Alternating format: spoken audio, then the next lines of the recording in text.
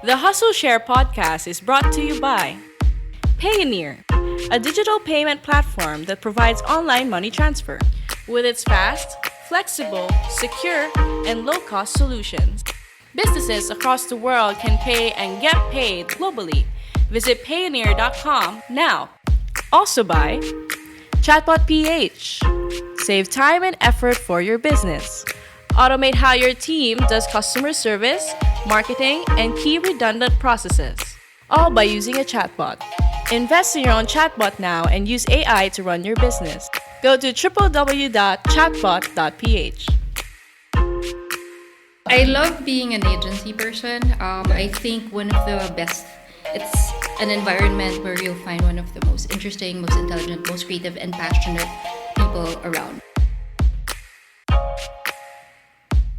Welcome to Hustleshare, the podcast that features the daily grinds of unique hustlers around the world to show not our differences, but that our hustles are very much alike.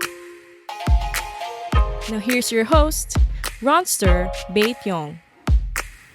Welcome to episode 43 of the Hustleshare podcast. My name is Ronster, and I'm your host. And this episode is powered by Payoneer, a digital payment platform that provides online money transfer, empowering businesses around the world to grow globally. But before we begin this podcast, I'd like to remind you that this show is for adults only, so make sure that there are no kids around when you're listening to this. Because today we're going to be talking about advertising and marketing.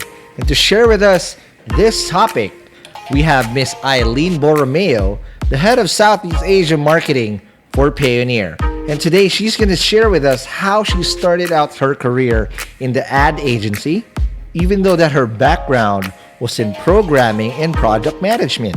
Eileen is also going to share with us what it's like working in an ad agency and how to thrive in a very cutthroat environment where not a lot of people stay for a long time. Not only that, because we're going to do a deep dive on how to do marketing, not just here in the Philippines, but across Southeast Asia and the whole world.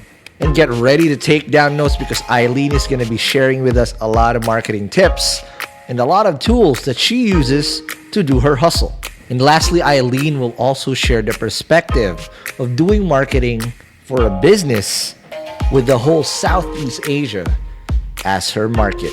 So if you're ready to learn the hustle of an ex-ad agency veteran, let's begin this episode right now. Welcome to the latest episode of the Hustleshare podcast. We are with someone who's been there and done that in the creative agency or creative world, because this is I've had so many people before that had prior experience, but you've been there and done that, and now you're here to tell the story. Well, as far as having been there, done that, I still feel like there's still so many things to be done. Correct. But at least if you're alluding to my previous life, that's right on park and on pause, and yeah, this is a new stage for me. Absolutely. Yeah. But again, welcome to the show, Eileen Borromeo of Payoneer. Yay! No sound effects. Yeah. Woo! Okay, thanks, Eileen, thank you for being in the show. And again, I've been bugging you. Me. And shout out to JDL for letting this happen. If I didn't get to catch you on your way out, but prior to me interviewing JDL, I was like, oh, Payoneer. It's like, wow, I've been using you guys because this Payoneer, I once upon a time when I was putting up chatbot, first year, I had to make ends meet. And the only way I can make the ends meet was through freelancing. Yeah. And the only way I get my dough is through Payoneer, because, you know, it takes a while before, especially in other platforms, especially like, I'll just say it in PayPal. It's not the easiest fucking platform. If you try to pay bills, you gotta wait all the time, and then wait another time to fucking go to the bank. Yeah, I mean, there's a lot more options now, and right, Payoneer's definitely one of those, you know, preferred options when you're receiving money correct from outside the country. Yes. Yeah. But Eileen, let's just go to the juggler real quick, because I always ask this with my guests. Eileen, what's your hustle? Okay.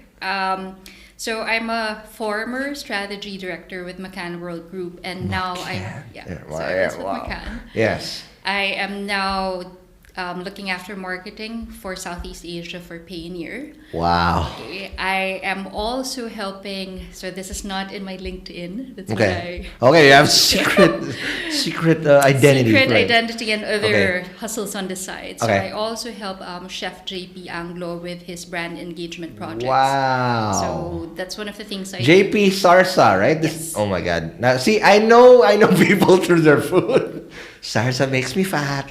Their shit looks Yeah. really good. Okay, it's also bald. All right, cool. Yeah, All right. so I also help out with that. I recently co-founded a small brand consultancy agency with my husband Wow. called the Second Opinion Agency. Second Or the opinion. Second Opinion Company. We're still getting used to that. Got yeah. it. Got it. And of course, I'm a mom. That already is impressive with what you have on the table, and I already have a perfect question later of how you're Okay. doing this, because I have less shit to do, and I feel like I don't have enough time. For you, you're doing so much and whatnot. I still feel like I don't have enough time. Correct, but you're still able to pull it off, and I'll ask that in the last part of the show and whatnot. But real quick, before we get carried away, I always ride the Hustleshare time machine and go all the way back to your first hustles and how you started your journey. Eileen, let's ride it all the way back, like How like far Captain back? Like Captain Marvel days per se, like in the 90s, right, or whatnot. How did you start your hustle? Because I'm looking at your LinkedIn, and you've been there for a while now, and That you've done means GMA. Old. He means old. No, no. I'm old while. too, right? But at the end of the day, how did you start your hustle, and why? How did your career kind of like turned out the way it is when you started out? A lot of it has to do with, I guess, curiosity and drive, and the Got other it. part is accidental. Accidental. So what's curiosity? What are the offshoots of that curiosity? Where did you end up when you first started out? Well, okay, when I was a kid, this is probably my earliest hustle. And Okay. I sold and rented out comic books to my Oh, neighbors. so you're a geek. Yeah, I'm a geek. Yeah, Awesome. That's awesome. so I rented... Phil Bars. Yes. Yes. All right. I'm sure you guys know. Okay, so the Yes. film bar still exists. Yes. So yeah, I rented out comic books to my neighbors and my classmates. And Awesome. when I started working, that's when I actually was a developer. So You're a dev. I was a dev. What? I did I did not databases. know So this. yes, geek Program. stuff. What were you coding back then? We were doing SQL, Oracle Ah, databases. wow. There's so many. I can't even count them anymore.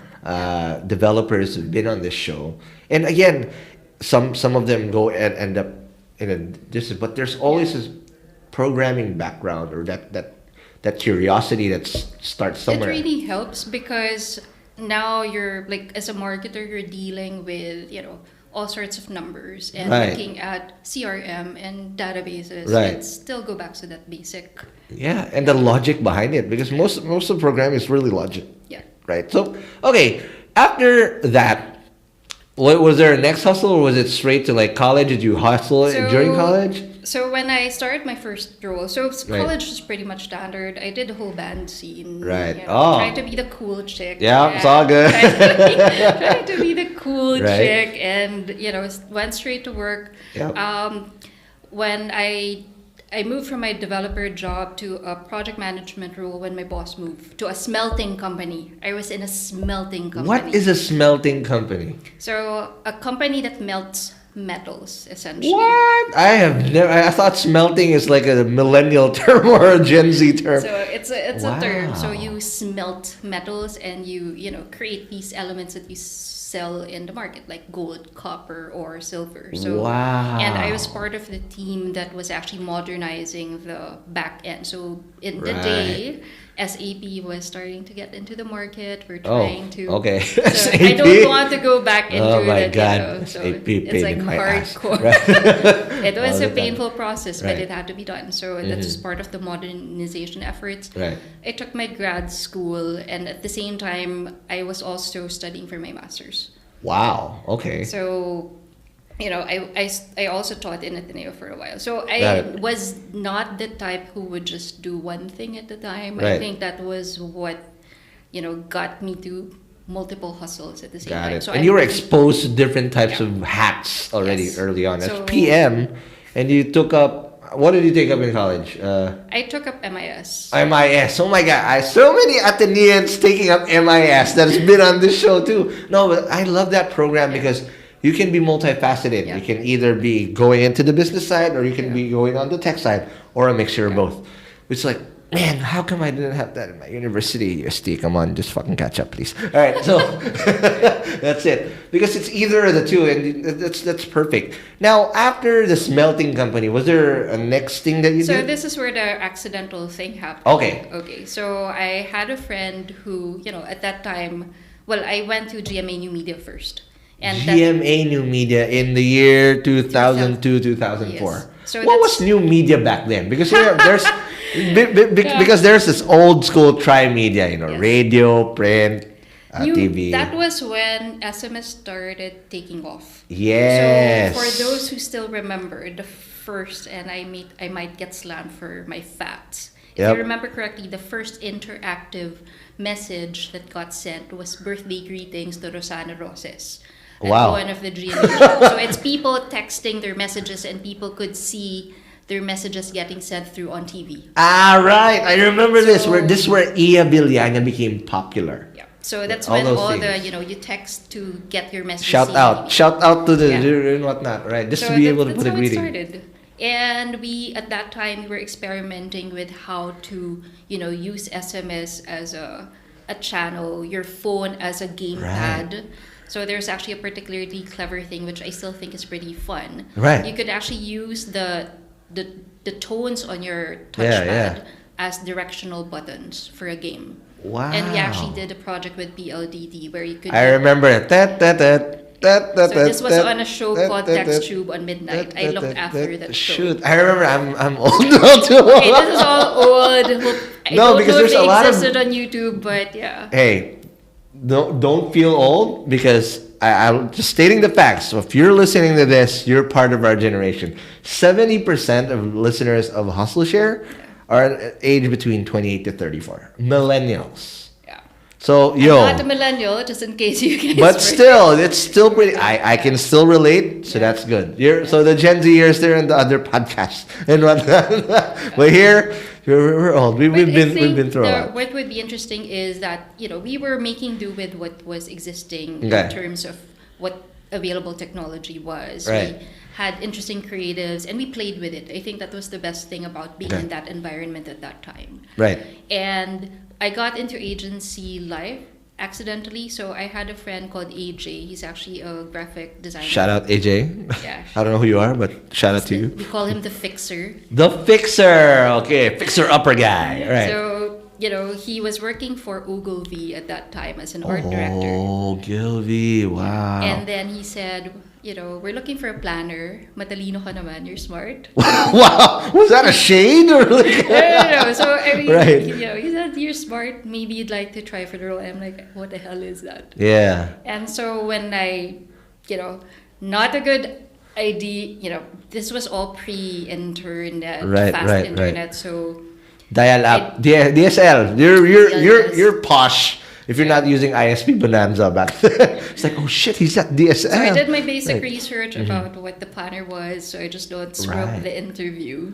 Wow. I went there and I never looked back. So that was almost 15 years ago. So agency life. Now, I'll take a time out real quick because there's so many people that's also been on Hustleshare. And people I know from outside that's not been here yet. Saying this is probably one of the most cutthroat environments you can ever be part of, because the requirements, I mean, you need to be creative because you're making something for brands, and that needs to be day in day out and whatnot, 24/7 almost, and it takes a toll on you, right? Would you say back then until now, because you've done this with Ogilvy, you've done. After that, you done BBDO, oh my God, and McCann. Yeah. It's not easy for you to stay that long. Wow. I love being an agency person. I think one of the best, it's an environment where you'll find one of the most interesting, most intelligent, most creative, and passionate people around. Yeah. And what I always tell interns and those, checking out agency life is Okay. you have to know why you're here in the first place. There has to be a purpose. Because if you don't know why you're there, you're not going to last very long. Got it. So for you, okay, now after GMA, to going to Ogilvy as a planner, how different were the roles? It wasn't very different Okay. because I was wearing multiple hats in GMA New Okay. Media. I was a producer, I was a product manager, I was a researcher. I did The whole the gamut, whole right? thing. And right. I was, I'd be sitting with my editor looking at content that will be shown at 12 midnight. And I was Sure. shooting the content in the afternoon. And in the mornings, I'm doing marketing and product management. So it's like, okay, Yeah. that was the grind back Yeah. then. So Pure hustle too. Right. Exactly. And when I went to Ogilvy, it was a little more structured. There was more definition on roles and what the culture did and how you worked with everyone. So it's not as running around like headless chickens because you're young. You just need to get things done. Right. And I think that's where I got trained and I learned a lot. Then eventually moved to Singapore because I was already doing a regional role Wow. out of Ogilvy, Manila.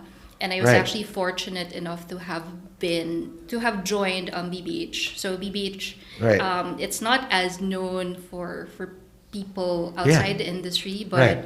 it's one of the best creative agencies you can ever work for in the Right. world. So I've had a little bit of a glimpse of the creative agency because sometime 2015, 2016, I can't remember. Some dudes, I forgot actually I got invited to Spikes Asia Okay. in Singapore. And I did a talk. I was like, this is not my tribe. These are creative people. I'm a startup weirdo, right? I mean, it's just different. It's a different vibe. Okay. And then I was there. I did my talk after Christina Hutchison. And I did add one on lunch. Nobody was listening. But I saw there like, man, the shit that creative people are doing is crazy. And what I'm trying to get here is that how different is it from doing agency life here and doing it in Singapore? I would think it would be okay in terms of the amount of work. It's probably just about the same. Okay. But your access to resources and to other people with different backgrounds are a little bit different. Okay. So, for example, when I was over at Singapore, I had an art director who used to be a carpenter. What? Yeah, I mean, so He's a local? No, he's actually, I forget which country from Yeah. the UK. Oh, wow. But they're, you can come from all sorts of different backgrounds. He wasn't Jesus. No, Not he's not okay. Jesus. Okay. Definitely not Jesus. Different, Okay. different country. Okay. But wow. But you get to meet all these different people who've studied all sorts of different things, and I think that's one of the interesting things about being in an agency life because you attract so many different people from different backgrounds. Right. As long as you love creating things and want to share that in a business brand environment. Right. It's very, again, there's also a lot of similarities to the startup ecosystem. Oh yeah, definitely. The only difference, again, is how we manifest our creativity. The startup people will always use technology as the medium Yes. to scale. Yes. And then also, I guess, because there's also, I'm pretty sure it's similar. We're rebels by default. We don't like following rules, so fuck that shit. Right? I'm gonna do it this way, and then we ride and die with what it is. All right, so after BBH, did you go back here? Because BBDO Guerrero, we've worked with them in Chatbot PH, and Sure. they're structured. They have a beautiful office in Frabel. Is it Frabel Center, right? So before Frabel, Yeah. the office was in Insular Life. Insular Makati? Yes, corner Paseo de Right, Maras. that corner, that weird shaped building Yeah, with an eagle. I used to love the facade. They kind of I don't know what they did to that Insular Life building. That used to be a landmark for me of Makati. But they Yeah. moved that facade to, I think, in Alabang now. Yeah, I've been to the Alabang one. It's also beautiful. Yeah. Especially the top one. But again, So yeah, that right. was, so I did BBDO for a while, Right. helped out with the It's More Fun in the Philippines pitch. So yeah.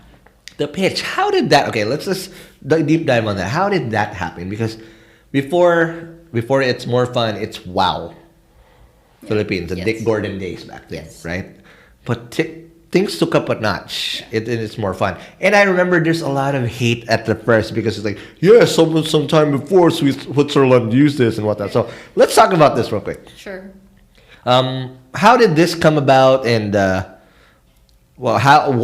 it became a success? How did that happen? I think there are a lot of good things in play at that time. There was the agency worked really hard to prepare and plan. Right.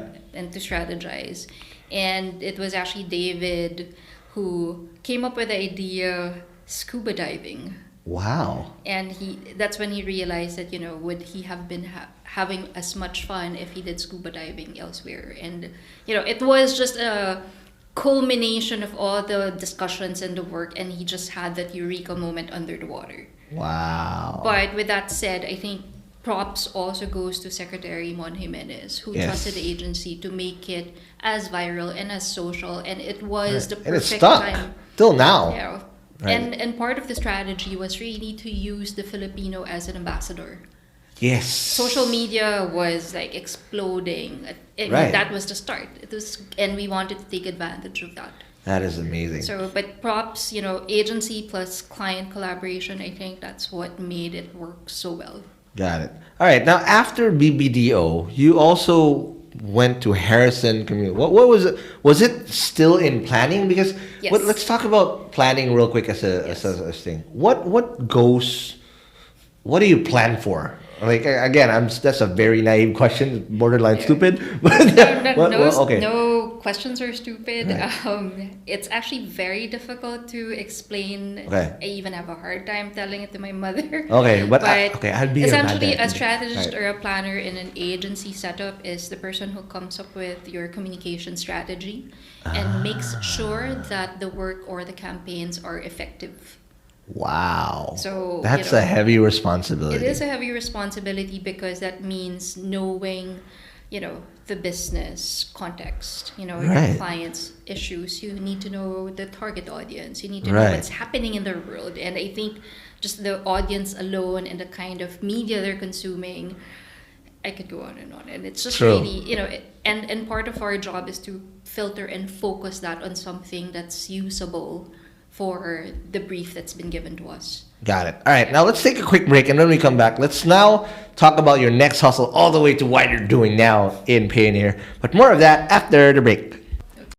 So let's take a quick break from the episode to talk about a big mistake I did early in my own hustle as a startup founder. And that's going all in on my startup without having any other source of income. Now, you might say that's weird because we talk about going all in a lot in this podcast, but allow me to tell you what exactly happened to me early on. Back in my first startup called Party Foul, I resigned from my day job thinking that I'm gonna get funded when I started winning pitching competitions because I thought I was gonna get funded very soon. But the reality is, it took me 3 years to get funded, and I was very broke during that time. And just because I wanted to go all in, I didn't take any side hustle. And the bad thing was, I was dependent on my startup for my survival while I was trying to grow it. So I ended up getting a lot of bad deals because I was desperate. So in my next startup, which is Chatbot PH, I made sure that I'm not going to make the same mistake. So I got into the art of freelancing. By making enough money on the side to make ends meet, it allowed my startup to flourish and get acquired in just 12 months after I put it up. But that wouldn't happen if I didn't get paid on time. And there's one product that I relied on heavily to get paid easily, and it's Payoneer. Payoneer saved me from a lot of hassle because it's the fastest way to get paid, especially if you're doing freelancing. And the cool thing about it is that it goes straight to your bank account, so you don't have to worry about your money getting stuck in a wallet somewhere. So whether you're a freelancer, e-commerce seller, digital marketer, or any hustler that requires B2B payment, I highly recommend that you use Payoneer to get your money. So register now and go to Payoneer.com or download the Payoneer app on the App Store or Google Play. Alright, let's get back to the show.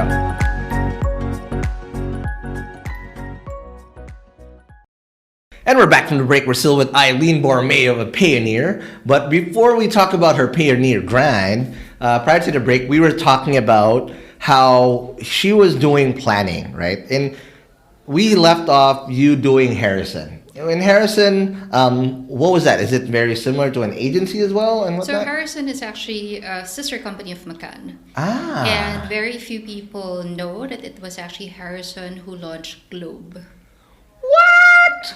So all your, the G with the ticker and the ribbons, they launched That's Globe. them? That's Harrison. And this all is Harrison is a international agency. It's actually a sister. It's a local shop out Wow. of Manila. So sister company of McCann, and they also did the whole chippy ads that you remember.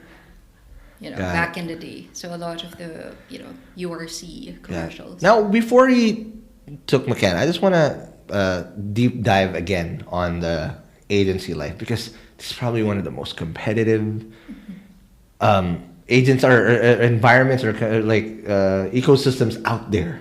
And people really take pride in what they do. I've seen the ugly Battle side. scars. Right, it is. And walk us through what do you think is the beauty of being in agency life and the complete opposite? What's the pros and cons being in an agency?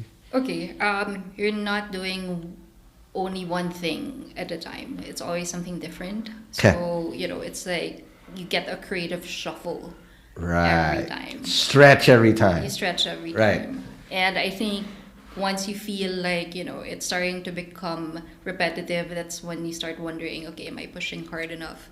Should I try something different? But, that's what is interesting and different about being an agency. Got it. How about the con though? What do you think are the cons that you see? Because I've seen people really just give up. Like, this is so cutthroat for me, this is not for me and whatnot. Why do you think do those people fall out? And how come you just fucking grace and just like a phoenix all this time? But Phoenix is also burned. No, but again, you always rise from the ashes. There it is. But so I go back to what I said earlier about knowing why you're there in the first place. So if you don't know why you're there and you don't think it's for you, you're not going to last long. The hours are long. I think that's one of the cons for it. It's a young environment. So Yeah. And So, hot. yeah. I've seen a lot of cute baby girls and baby boys in there. Right. So it's a very young environment. If you're in, looking to transition in terms of life stages, you start having a family and you're starting to Right. look for a little more balance, you're going to have to make some tough decisions. When Tito Ness and Tita Ness hits you, all of a sudden you can't keep up with the silo and the Valkyrie life anymore because Yeah. these guys get hammered and show up to work. But that's Right. I think it's more of a myth, and maybe Oh, really? it's one Okay. of the myths we enjoy. I think for younger, the so-called millennial or Yeah, just or the younger Gen Zers now. They're Gen Z. They don't. I think they're a little more grounded. I'll give them that. So I'm hopeful for my own daughter. There you go. There you go. You We- raise them right, right? We used to be up till 4 a.m. I know 25-year-olds who you can't drag out till 4 in the morning, sleep a little bit and go back to work. That's how we used to be. That's crazy. So, and I think that's also not sustainable now. Yeah. I think there are also other options for people. Right. So, the hours are long. That's definitely one. Mm. Because people are very passionate about what they do. The disappointment is high when you get rejected. God, So- because they put everything on the line. So your heart, your time, the dinner that you were supposed to have with your boyfriend or Got your it. girlfriend. Sacrifices you took. So all the sacrifice you took only for rejection. So like when you have a pitch, when you have a presentation, that can go for naught. And of Sure. course, that takes a toll on you emotionally. Got it. Now let's talk about the pay. I mean, this is something that it's a job, it's a career, right? Somehow, some way, you got to be compensated. And how's the compensation like in an agency, especially as you move up to the ladder? Yeah. How does that look like? It's very fair. I think, when you net all of it in Right. and you enjoy what you're doing, the benefits are also good. So you Okay. you usually get the usual HMO. If you Right. become a boss eventually, you get your car plans, your Got it. retirement benefits. They do take care of you. I think I could say that for any agency Right. that's out there. Awesome. Yeah. Okay, now before you get too carried away with the agency life, now you did McCann, Yes. and you did that for a pretty significant Some time, years. 5 years, almost 6 years. Yeah. And I'm looking at your LinkedIn too, is that you haven't really stayed for any company this long. How did you, when you entered McCann, what was it like, and how did you climb up the ladder and what were those key roles you did during your stay there? So I went to McCann because I really respected our chairman. Yes. So Raul Castro is a very, formidable and inspiring leader. Got it. And I think that's also the reason why I stayed longer. Wow. Than So the other leadership. Definitely. So you get mentored as well at the same time. You learn a lot of these things. Right. So, I handled one of the biggest businesses for McCann, which was Nestle. Yes. So, did the whole Chucky thing. So hopefully I've Oh, made that's you. Oh my God. So I've You made got me. I hope I've made you cry with some of our ads, but not as much as a Jollibee ad. That's a Not different just thing. cry, you made me buy. You I made know. me buy that chocolate milk. That's why I'm fat. Yeah. I love it. I mean, I'm a big baby boy still, because if I see a Chucky on the fridge somewhere, Mercury drug, I'm gonna get that shit Yeah. close to my belly. Okay, so what are those things that you learned at this stage in your career now? Because you're pretty seasoned by this time, right? Again, not old, seasoned. I didn't use a. I'm talking about experience, right? By this time, you're really primed and like really, they call it, I think, hinog. By that time, you're really an old there. fruit. No, no, but you've been there, done that, Yeah. right? What were those things that you were now able to apply in this role? Because you're head planning director now, Yeah. head of rural intelligence. This is not easy. Well, I think sometimes people think that when you've become a boss, you can just sit back and do the stuff. We still do our stuff, and I think the biggest difference is now passing on the knowledge and training other people. Yes. So I'm fortunate enough to have had good people to work with and trained by. Some of them repay me by pranking me. Oh. You know who you are, Earl Javier. We got you. All right. Yeah. So it's also so fulfilling when you see the people you've mentored become a better version of themselves. It's like, you pranker, but look at you now. You're very, very good. It's very fulfilling that way. What do you think would be your legacy that you've left in McCann before we talk about the jump to I've the made a client lot side? of people fat, I think. Wow. Including me with your campaigns, Chucky and No, whatnot. I mean, I'd like to think that I took care of people and helped them, grow. I don't like labeling myself as a coach, but I do pride and I feel good when people come to me for questions on advice, whether it's love Right. or career or whatnot. One of the legacies I'd like to leave behind is probably, having been one of those really tough, but, accommodating or friendly or whatever, maternal figures Right. that looked after strategy in the agency. Awesome. Now, before we just jump, it's a last question in terms of how did you cope with stress back then? Because this is Maybe the way like you do. I'm a foodie. I'm no, a but big before in Party File, used to smoke a lot, which is bad. I smoked for a good 10 years, 2 packs a day. Yeah. But I went cold turkey around 3 years ago. Yeah.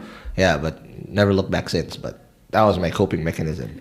I lied to myself a lot too. Like, yeah, I need this because that's the only way I can relax and whatnot. But of course, food is always the equalizer. So food, but not always healthy. I take a lot of walks. I think Walks. for those who, if they think it's a waste of time, it's actually recalibrating your brain to take a break. And you could always go back to whatever it is that that's bothering you. Spurts, you have to do it in spurts. So I always take long walks when I'm frustrated about something. Got it. I would just walk. What's the longest you've walked? Maybe 2-3 kilometers. Wow. And along that way, I've actually cracked a couple of ideas or campaigns. Wow. So sometimes when you're walking, you're just thinking, I have my phone, I take my notes. So I just walk. That is amazing. All right, now let's talk about the jump. Why did you leave all that behind in going to the client side? Sure. This is this is very different. And now your role in Payoneer is the head of marketing, not just in the Philippines, but Southeast Asia. It's a very diverse market. What triggered you to make that jump, and what was so compelling for you in that role? Because I was also doing a lot of other things. During my stay in McCann, I would be consulting with some friends who had startups. I actually Racket. Yes. But I was unpaid, so it was okay. So it's really just out of the goodness of Eileen's heart. There you go. Don't take advantage. This is not an open invitation. Warning. No, but if I'm a problem solver. Yes. At heart. That's my nature. So people do come to me to ask for advice, and I give it freely if they think, they can take it if they think it's sound. But, I was talking to friends who needed help with their business, and I started thinking I kind of enjoyed applying myself outside of communications. And then I was talking to, so we've heard about AJ, the fixer, earlier, who got me into advertising. Right. He also was the one who accidentally, introduced me to Payoneer, because he was a Payoneer customer as well. And it was one of those conversations we had about, what's happening in the startup, who's doing interesting things. And Payoneer got mentioned. And a few weeks after that, he was passing on a message from his friend who happened to be the regional head of Payoneer, who was looking for a marketing head. And, I'm 40, guys. There you go. So I thought, okay, if I'm going to try something different, this might be the best time. That's scary, though. It's very scary. I'm neither young nor old, but I think I have had enough experience and still a little fight in me. Oh, come on now. to try something new. Well, I don't know who's labeling you old, but whoever that is crazy. Okay. So I chatted with Miguel Warren, our regional head for the region, and was interesting. One talk progressed to another, and then it snowballed from there. But I'm pretty sure prior to Payoneer, a lot of people probably tried to sway you into jumping to the client side. What's special about Payoneer that made you say yes? I like that it was actually a real, tool or platform that people are using, and you're seeing the direct impact on people's lives. So, I never learned about, let's say, a small BPO in some part of the Philippines that was doing so much and generating so much income, or that Marvel illustrator from our country who's receiving projects from outside. Everybody needs to get paid, because especially in B2B, in my fucking existence in Chatbot PH, I'll just fucking rant. All right, biggest problem I have right now is about payments. Payments, I don't get paid on time. All the time, actually. I'm always on AR mode, accounts receivable. It's stuck there for some reason. And people say that it's really normal here in the Philippines, which I don't accept. It really pains me, because if I feel this way, I'm lucky because we've been acquired. Someone's bankrolling us. What more for those, who are just bootstrapping? Every single peso counts. Exactly. And, that's one of the things that intrigued me about it. And I saw, I've been to some of our provinces as well, and talked to actual customers, and I could see how their business have grown. Got it. How a payment platform like Payoneer is really, helping make that happen. Got it. So that to me was an easy decision. Nice. So yeah. How hard was this transition? Because now you're usually the one pitching the client, and now you're the client. Yes. How hard was that transition, switching those hats for? Okay, transition from agency to, and again, this client side is not your traditional client. The learning curve is high, because you have to understand a product, and it's not as straightforward as you'd think. Right. So there are, so many intricacies. You have to understand regulatory. You have to understand all these technical things that that are usually absent from But as a strategy person, I do dig into a lot of research anyway. So I'm not scared of numbers. I actually like my numbers. Nice. Awesome. I'm scared of numbers, especially if they're in fractions. Like, no, you're Or not they're there. negative. No. Or there's exponents. No. Giving me bad memories from high school.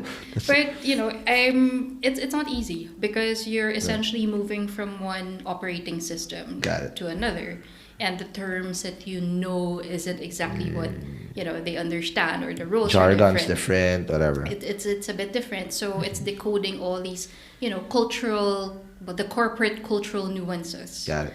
And you can't just be I can't be my own crazy self. Just Of course, there has to be. very- You're representing the client now. Yes, You're you the have to be client the now. You have the budget.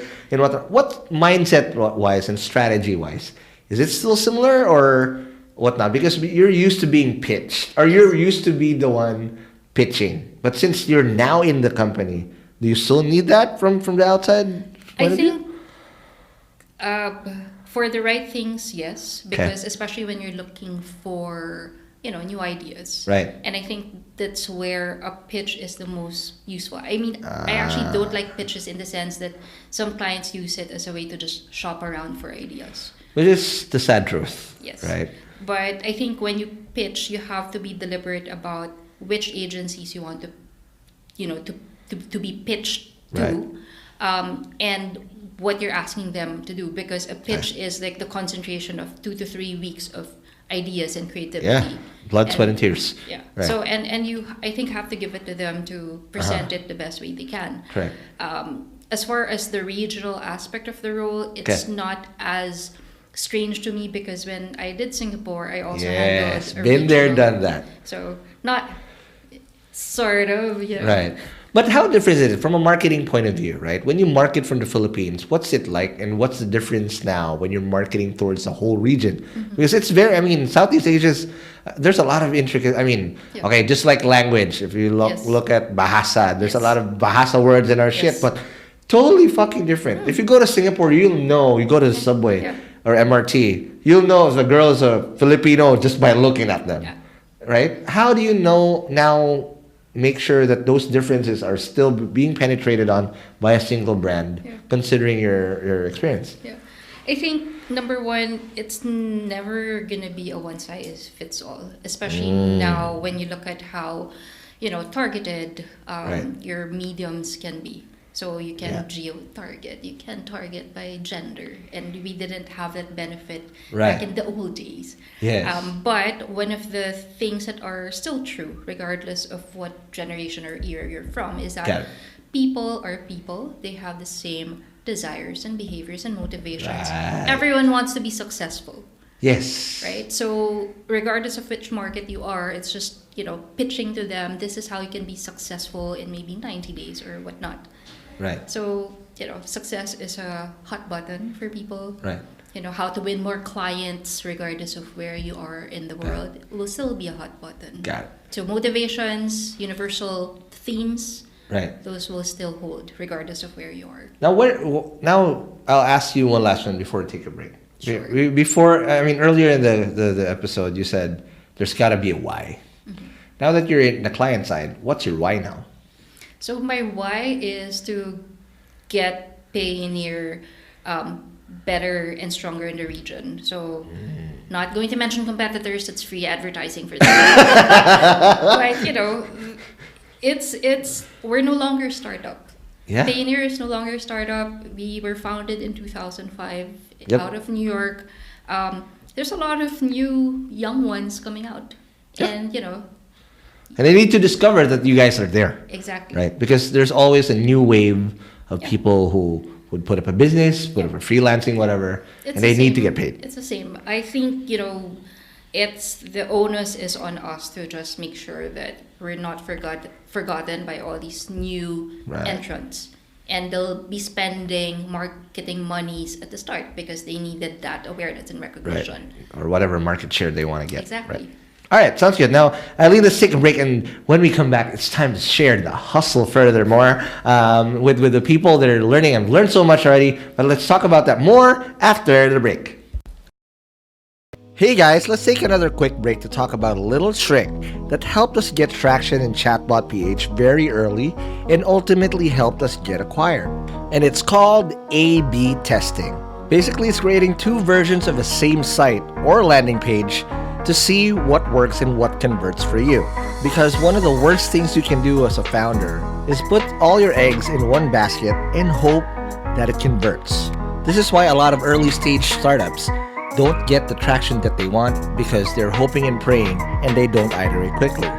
A/B testing eliminates that problem. So now you can really see which part of your site converts by giving different designs to different sets of users. And I'll tell you right now which platform we used to allow us to do this.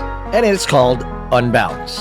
Here you can now create two sets of your startup's landing page and see which one really converts for you, so you don't have to keep guessing if people actually like your site's design or not. And the cool thing about this is also it does not require you to be a developer. So you can literally put up a site very quickly. You can now also use this for your pop-ups and sticky bars. But hold on, because I'm not yet done dropping bombs out here. Because we found a way to give you Unbounce long-term after you do your 30-day free trial.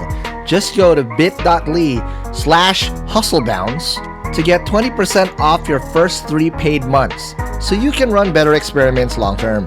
And I'm not trying to bullshit you here, because if you go to chatbot.ph, we're still running Unbounce for our website. So go ahead and check it out to use the power of A/B testing for your startup. Welcome back to the podcast, to Hustleshare. We're still with Eileen Borromeo of Payoneer. Now, Eileen, prior to the break, I told you or asked you that we're going to be sharing the hustle. Now you're doing marketing, right? And you've worn so many hats. You can probably sell the whole. You can outsell Zara or whatever hat. New Era. That's where they have more hats. But in marketing, especially in Southeast Asia, how do you now approach this? Are there tools that you like to use? What's the approach like in making sure that you achieve your goals? Because you can't just be, throwing Hail Marys out there and hope it works. Like, please it work. Well, as with any marketer, you're guided by your goals or KPIs. Metrics. As boring as that sounds, right. But that's what's going to drive you. Okay. That's what will determine budgets. Who defines the metrics? It's a company-wide decision with your inputs, because they can't suddenly say, okay, we need to grow by this X%, but we're giving you a tiny budget. I mean, that's never going to end up happy. Right. It's not going to be a happy ending for anyone. Of course. But, you need to be guided by your objectives, your KPIs, your metrics, and that gets defined per market. Per market? It's per market. Then how? That's and crazy. And it's also, then you look at that cumulatively as a region. So we do have growth that we need to look after. Marketing also has to. How varying are those? It's like, for example, a Cambodia versus a Philippines versus Timor-Leste, if you're even there, right? Yeah. How different are those markets? How different are the attacks? Is it very, very personalized per culture or per territory, but the metrics are the same, or what is that like? So the KPIs will be the same. So if it's about acquiring new leads, you will have those numbers, for acquisition, example. right? So acquisition will be there. Let's say brand awareness. Right. That will differ depending on how popular you are in the market. So in Vietnam, we're probably one of the few options they have. Yeah. So then that means you're kind of like market leader there. But in the Philippines, we're a little more, And the Philippines are a remittance country by default. So we know. We also look for a good deal. Got it. So you have to look at how else you can, grow the market despite competition. Right. So, you will have to be guided by the KPIs. That's one. Awesome. Number two, you have to know your audience. And it might differ per market. So, for example, the Philippines is largely a service provider country. That's your what we do. freelancers, your graphic designers. JDL said that. Virtual assistants. I think the last statistics from the government was 1.5 million freelancers. I'm sure there's a lot more. No, definitely. That have not declared. Sure. Right? But in other markets, you have more sellers, like in Thailand. So these are people selling into your Amazons, your eBays, and Lazadas. So it will differ per market, and that alone will determine a different approach. Payoneer has its proprietary, platforms or programs Okay. that we apply to different markets, but it adjusts. The content adjusts. Got it. So we can have an event for one place, Got but it. the Okay. content is different. All right. Now, in terms of the funnel, talk about Sure. funnel, right? How hard is it to keep it up? Because again, campaigns can work now, and tomorrow it's a fucking flump, right? How do you make sure that you're making the right campaigns to keep that? I mean, from a marketer's point of view, Sure. you said it. You made us fat. You want to make that funnel fat as well, Yeah. right? Or at least the top of the funnel, because the bottom of the funnel is not really your responsibility anymore. It actually is. Oh, still? Okay. It still is, All right. because the marketing is essentially a demand creation rule. Got We it. shouldn't just be adding stuff to the funnel. We need to make sure that people are staying loyal, that we're retaining Retention. them. Okay. So it's not just adding to the top of the funnel because we can say, okay, job done. We got Got these it. many people to attend the event and we can rest on our laurels now. But it's not that way. You Got do need to make sure that people are staying loyal to the platform, the brand. Got it. They're advocates of, Payoneer. Okay. Now, in terms of like go-to moves, again, this is where I'm not sure if you're gonna be comfortable here, but on a high level, not Sure. in defense, what do you think are the ones that always work, or campaign-wise, just in a high level Yeah. that work that can help startups also convert and Okay. creating demand for their services? I think you have to think about what message you want to share. The narrative. It's the narrative and how it ties back to your brand or offer. Got it. Sometimes we think we're being clever by Blah blah blah made easy. Everything is blah blah blah made or easy. everything is global, Right.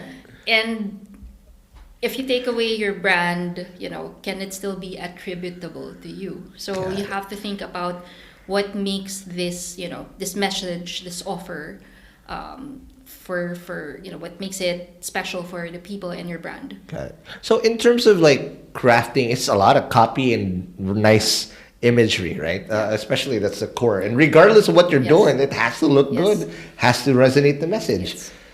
Do you is it best that you just go straight, or do you like is it what works now? Is it the jingle kind of stuff, or the slogan type of stuff? Or because I've seen the trend now that you just need to fucking nail it in a one sentence, get what the fuck you want to get, and It really then depends. call to action. I think people still want romance. I think it depends on the objective. It's the reason why, we still want to get entertained. I think, Got it. and that's one of the things that I'll probably share with people in startup Right. environments. Yes, we need to get the message out there. It depends what you need to do. Okay. Again, goes back to your objective. But if they don't know it, it's like if Payoneer suddenly comes to you and you don't know who the hell we are, and like, hey, Right. come on, give us your money, transfer your money to us. Like, why the hell should I? Got it. You need to establish that trust. You need to know who we are. We need to be able to convince you that we're a trustworthy brand worthy of your money transfer. True. Right? But Makes a lot of even sense. if I say 50% off on your, first transaction, I don't know who you are. I don't trust you. Why should I do that? Correct. Okay, it makes a lot of sense. So there's still a lot of that human component of building trust, Absolutely. rapport, and everything else in Absolutely. between. So I think we shouldn't forget that we're still communicating to people, even though they're business people, even though they're venture capitalists. Everyone relies on a story. Got it. And that's what the common pitfall is. Here's what I see a lot in what startups do. They fucking bombard us with features. Nobody cares about the fucking feature, right?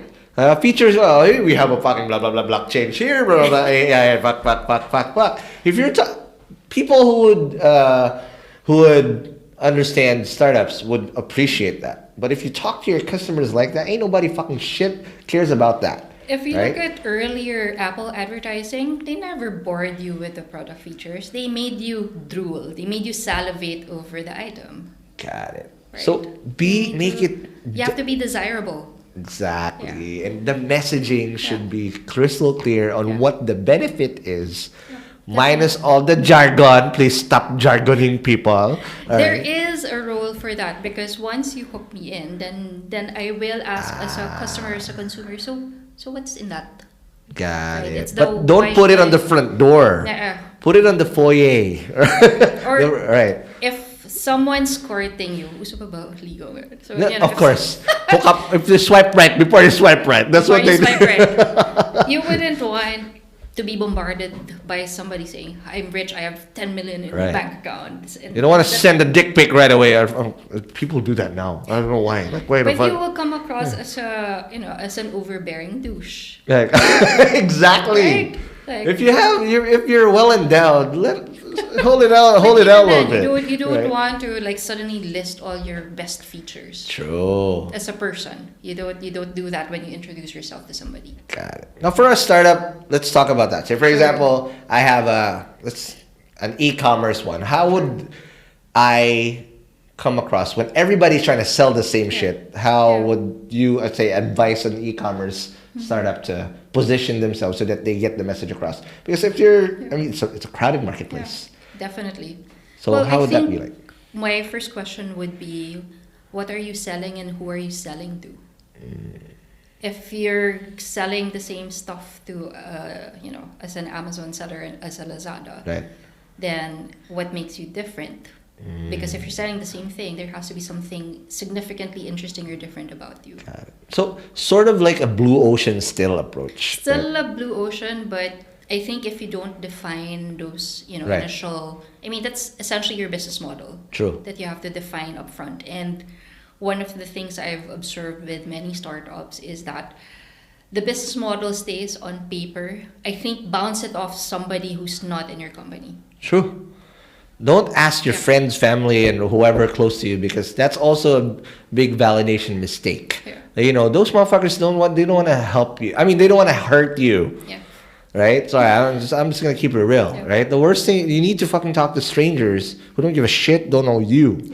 I've actually been approached on LinkedIn by a person who was, in a startup. Okay, It was cool. just a random conversation. He Nice. showed me his product, Nice. and he said, "What could I do better about it?" And Okay. I hope you're a millionaire now, and you could pass on. So There you go. Pay it forward. There. But I just told him what I thought, Okay. and Without fluff. I mean, you have nothing yeah. to lose to. And again, and not to pitch the other thing that we're doing, and that was Right. actually where the second opinion company. let's talk about that now. So, Okay. how did the second opinion thing happen on the side, especially with your husband? Yeah. Right? Because it's I've seen a lot of people also work with their significant other well, and some people just can't. Yeah. Right? How did you make that dynamic work? So he's also a strategy person. We're kind of in the same mode that we do like solving problems. Nice. So we said we can kind of monetize this if we have the time. Very good. But we just want to make sure that we're still making ourselves available and accessible despite having our, main hustle. Okay. And I think that's what keeps us also interested and curious about what's happening. So what do you guys do specifically in the second opinion? So, the second opinion company, as I mentioned, was born out of, being just honest and frank about what needs to be done. Okay. And, it works like a small consultancy. If you're an established brand or a startup, you come to us with a question. If you're not getting, again, it's a second opinion. If you're not getting the right answers, you're, getting stuck somewhere. Right. Then you can come to us. Right. Because we have no emotions about you. True. We have no feelings about your company. Especially in a startup, right? Yeah. You need validation. And a lot of people also fail because all right, here's my assumption. And then they made an experiment. But the thing is, some people just didn't do the experiment right. Yeah. And then they stop. Yeah, exactly. What? You need to persist. Exactly. But you have to have the proper structure. Yes. To get those facts. Yes. Aside from the biases that people around you will say. Yeah. The challenge with being in the same company for a long time is you tend to think alike. So then you are in an echo chamber and you're just hearing the same things you like. Correct. Or the same things that, that just work for you. Becomes a cult too. So Yeah. more borderline. Yeah. Okay, now last few questions, Eileen, before we let you go. In terms of skills and tools, if you're advising someone who's going into an agency life or in a marketing role per se or similar path that you're into, what skills do they need to learn, and what tools do they need to be familiarized with? Okay, so any marketer will tell you to, always have the basics before you move on to any shiny tool. Okay. Okay, always have your basics. It's the usual 4 or 5 Ps. Yeah, 5 Ps. Depends on your Ps. If you like to pee, don't pee. Okay, I'm just kidding. All Depends right. on which P you're looking at. Right. It's knowing your target audience. It's knowing your market. Right. It's not being afraid of the numbers. Right. Excel is your best friend. There you go. Excel. But, I also try to be very organized, especially if you're somebody who's trying to do many things. So if you're handling many markets, Okay. I use Trello with my team. Yes, sir. That's what it is. So Right? Trello is the I shit. I like Trello because Especially integrated with Slack. yes. So Perfect it gives combo. you a bird's eye view of ongoing projects, and Right. you can tag people. Right. If they need help with certain projects. I've also started recently using Notion. Notion. Notion is a nice, online workspace. So again, Wow. thank you, Paul, for There you go. I have never heard of Notion. I'll check this out after. Yeah, Right. so Notion is really cool Nice. because then you can work remotely. Everything's there. Awesome. All right, sounds good. Now, last few questions. What are the things that what are the good habits that you think you've formed? Because again, you can create habits, but some of them are bad, detrimental Yeah. to you. But what are those habits that you think you've formed along the way in your career that really helped you to get you where you are, especially in a mentorship, Yeah. leadership role at this point? Yeah. So one of the things is to make time to do the work, Okay. because it's easy to get lost in the day-to-day meetings and, Right. and doing all this stuff. You I think you're productive. You think you're being productive, like, oh, I've checked so many things out of my, to-do list. And that's Yeah. helpful too. I think, start with me, I start my day with coffee. There you go.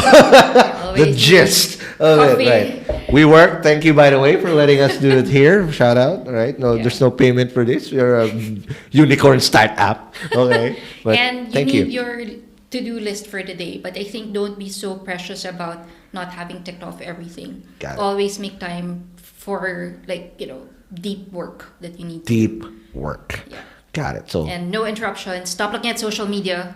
there you go. I need to look at social media now. I'm actually, you have to. You need to be into. Yeah. But Thank you again for Yeah. reaching out in LinkedIn and being able to without that, this wouldn't happen. Again, Yeah. JDL shout out for introducing me to But Eileen. keep your focus. So, Correct.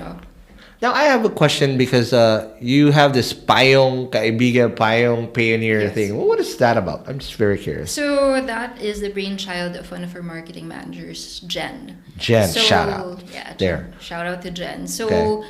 we wanted to, make use of the goodwill that we've developed with our customers. And Cool. it's, again, sharing their own experience using the platform. Right. Anything they've learned about their business. Nice. So, this is it's not paid, it's really people who like Payoneer. And we want There's to. a lot of them out there for sure. Yeah. Right. If you guys want to check that out, just go to payoneer.com. They'll auto detect, right? I saw it. People greeted me And mabuhay. we're na. also on Facebook. Yes. And what's a Facebook one? Just look for Payoneer. Payoneer Philippines official. There you go. There you go. All right.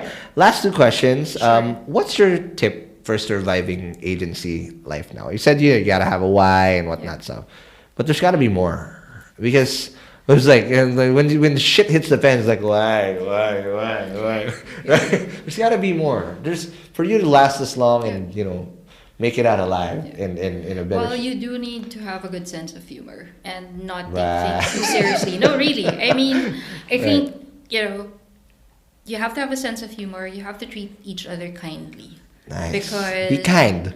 You can't. As cliche As cliche as it Right. sounds, when everything feels like it's difficult. Right. You only have each other as a team to work together, and of course, when you're successful, you're all successful together. Absolutely. All right, last question.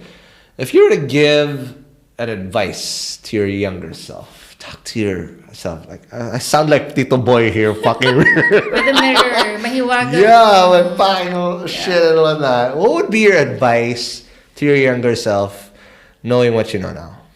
I think, I would have told myself to just have taken that arts degree.